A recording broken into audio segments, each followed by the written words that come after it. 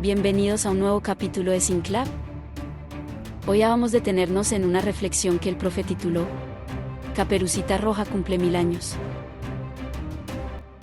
En política, como en el resto del mercado, existen dos motores fundamentales, el miedo y el deseo. Más en una cultura basada en el consumo y en un sistema mercantil y exitista, casi siempre presentados como si se tratase de un organismo natural regido por una única ley, la ley de la oferta y la demanda. Esa misma cultura se retroalimenta de la idea de que ambos, el mercado y su ley primera, son expresiones lógicas, abstractas y universales, no un sistema y una ley regulados y dirigidos por una ideología hegemónica y sus diferentes políticas locales. Pero todo sistema social dominante se basa, a su vez, en la explotación por parte del poder de las emociones más primitivas del ser humano. El arte, aunque con un propósito diferente, también está lleno de obras que combinan estos dos poderosos motores de la vida psicológica y social.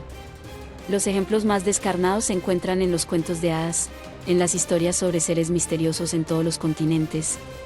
No por casualidad las áreas del cerebro que disparan estas dos emociones profundas se encuentran casi en el mismo vecindario neuronal. En la antigua Grecia, este impulso de miedo y deseo se ilustró con los sátiros. 1000 años más tarde, una de las historias surrealistas más antiguas, luego consideradas como cuentos para niños, mucho antes de los hermanos Grimm, es el de la Caperucita Roja. Como en un sueño, esta historia, sobre todo en sus versiones originales antes que Disney la higienizara con moralina protestante, mezcla sexo, crueldad, misterio, engaño y muerte de formas tan inverosímiles como poderosas, lo cual se prueba con la misma edad del cuento, en su versión escrita en latín. En 2023, la inocente Caperucita cumplirá 1000 años, sobreviviendo al peligro del lobo en el bosque y en la casa del campo. Pero del par erótico miedo-deseo, solo el primer término representa la moralización del poder para reprimir al segundo par, el que lleva a la tentación y al rompimiento de la prohibición, de la fruta del Edén. Represión y seguridad se confunden, como el miedo y el deseo se confunden en el amor o en la violencia. La prohibición, la escrita y la interiorizada en la autorrepresión, representa la civilización, la ley, civil, moral o religiosa. Por estas mismas razones, el miedo es la cara visible de la luna. Del otro lado está el deseo, la necesidad de transgresión, de cambio. El miedo y el deseo llenan también las novelas policiales, de misterio, las películas comerciales y hasta el cine-arte. Crímenes, violaciones, la bella y la bestia, vampiros que clavan sus dientes en el sensual cuello de la indefensa mujer. Por no ir a la siempre recurrente Grecia antigua o al Renacimiento, con sus estereotipos sexuales, los hombres racionales tenían un pene minúsculo, tipo el David o el Adán de Miguel Ángel, mientras los peligrosos y holgazanes sátiros del bosque, fantasías dionisíacas, irracionales, eran representados con penes tamaño burro de carga. La misma percepción se lee en las cartas de los esclavistas blancos del siglo XIX, temerosos de que la liberación de los esclavos condujera a una violación masiva de las mujeres blancas, cuando la realidad indicaba lo contrario.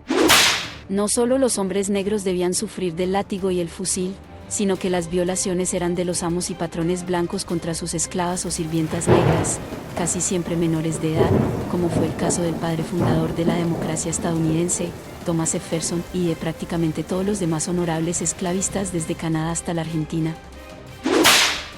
Este miedo-deseo pornográfico linchó a miles de negros liberados luego de la guerra civil en Estados Unidos. Linchamientos preventivos, ilegales, como lo recomendaba la educadora, feminista y primera senadora por Georgia, Rebecca Latamar Felton, quien, en 1898, recomendó linchar a los negros que ganaron las elecciones en Carolina del Norte, ya que, afirmaba, los negros, cuanto más educados y cuanto más participan en política, mayor amenaza suponían a la virginidad de las mujeres blancas. El mismo patrón es explotado actualmente y desde hace generaciones, por la poderosa industria de la pornografía, la cual abunda en hombres negros sobre mujeres blancas. Es decir, el miedo del poder abre una válvula de escape en su propia imaginación. Es la tradición de la festividad que rompe las reglas sociales y da vuelta a su orden político 1 o 2 veces al año, en contraste con la necesidad del ritual que, tanto en las religiones como en los tics psicológicos, necesita repetir cierto orden para sentir que tiene algún control sobre el futuro incierto, sobre lo inesperado, sobre lo temido, sobre lo que en realidad no tiene control. Según Stephen Davidovich, en su análisis de Big Data, Everybody Lie, libro publicado en 2017, las mujeres consumen 2 veces más videos pornográficos donde se ejerce violencia contra las mujeres que los hombres. No hace falta aclarar que esto no significa ninguna valoración moral o ética, ya que refiere a fenómenos psicológicos. Uno de los personajes de la novela Crisis, de 2012, uno de esos personajes detestados por su propio autor, lo había resumido así. Al final, después que todas estas tonterías pasan, las aburriditas amas de casa, las correctas profesionales de corte feminista desean un macho que las humille en la cama. Solo así recuperan sus olvidadas capacidades orgásmicas, deseando todo lo que su educación y su buena moral aborrece. Está en el índice de cualquier libro de Freud, en las ficciones, en los cuentos populares, el sexo ha sido cubierto por una espesa capa de simbolismo, como en los sueños. Hay que agregar, cubierto por el término más visible y represivo, el miedo. Este factor constituyente de miedo y deseo, también tiene una explicación en la más profunda prehistoria. En 2008, el profesor de psicología de la Universidad de Michigan, miembro del Laboratorio de Biopsicología y Neurociencia Afectiva, Kent Berry, observó que la dopamina, procedente del núcleo accumbens, área central del hipotálamo, y motivador de los animales en su búsqueda de recompensas placenteras, comida, sexo y drogas, también es responsable de la producción de miedo. Una vez que el equipo de Michigan inhibió la producción de dopamina en ratones, no solo decreció en ellos el deseo por recompensas, sino también, de forma simultánea, las ansiedades producidas por el miedo. El mismo equipo logró identificar las áreas del cerebro que efectivamente se relacionan con el miedo y el deseo, y encontraron que ambas estaban separadas por milímetros. Tanto el miedo como el placer son los responsables del éxito de supervivencia de la especie.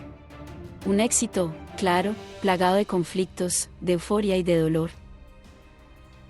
Una vez más, no es casualidad que los poderes del momento, desde los regímenes autoritarios clásicos hasta las democracias liberales dominadas por la ideología del mercado y un número reducido de señores feudales, dueños de unas pocas corporaciones, hayan explotado y amplificado en su beneficio estas 2 reacciones constitucionales de cada individuo.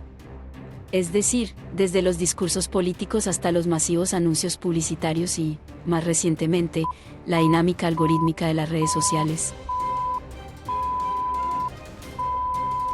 Bueno, seguidores y queridos amigos, como siempre decimos en este lab, si no sos un esclavo feliz, y tenés algo de tiempo libre, por favor, pensalo.